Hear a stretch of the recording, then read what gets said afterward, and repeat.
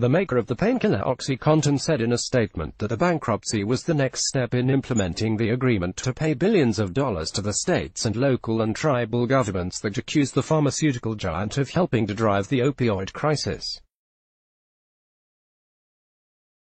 The company has denied any wrongdoing. This court-supervised process is intended to, among other things, facilitate an orderly and equitable resolution of all claims against Purdue, while preserving the value of Purdue's assets for the benefit of those impacted by the opioid crisis, the company said in a statement, which also offered some details of the company's settlement proposal.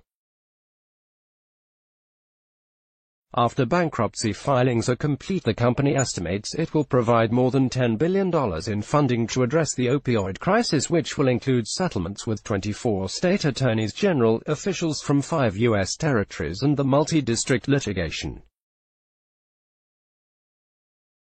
The statement said, "This settlement framework avoids wasting hundreds of millions of dollars and years on protracted litigation, and instead will provide billions of dollars and critical resources to communities across the country trying to cope with the opioid crisis.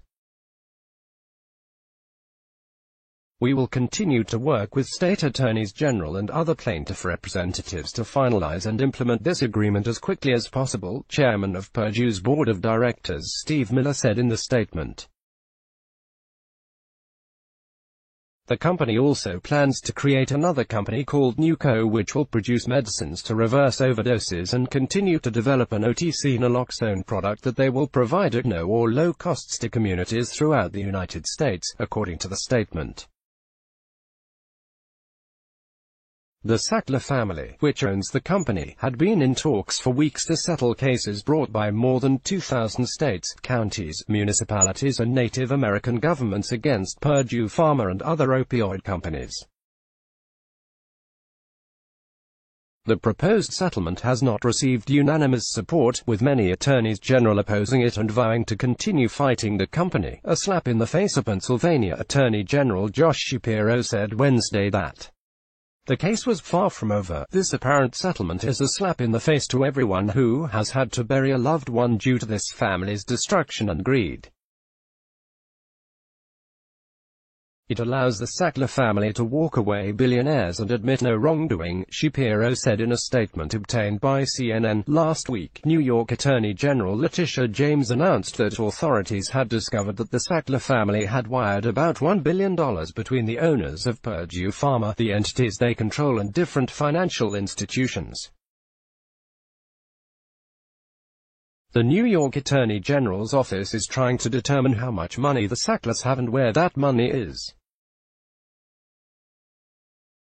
Millions of dollars in wire transfers involving Mortimer D.A. Sackler, a former Purdue board member, were discovered. A written statement to CNN, a spokesperson for Sackler said, "There is nothing newsworthy about these decade-old transfers, which were perfectly legal and appropriate in every respect. This is a cynical attempt by a hostile AG's office to generate defamatory headlines to try to torpedo a mutually beneficial settlement that is supported by so many other states and would result in billions of dollars going to communities and individuals across the country that need help," the statement said. Sackler was involved in 137 wire transfers totaling nearly $20 million, and some of those transfers occurred as recently as 2018, the filing indicates.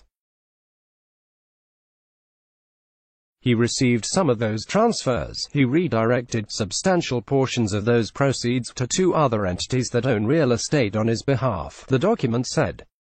According to the court document, Sackler transferred nearly $40 million to Central 8 Realty LLC, which owns a townhouse in New York, on his behalf. A nearly $4 million wire transfer was received by Cherry Tree Holdings LLC, which owns a home in Amagansett, New York, on his behalf.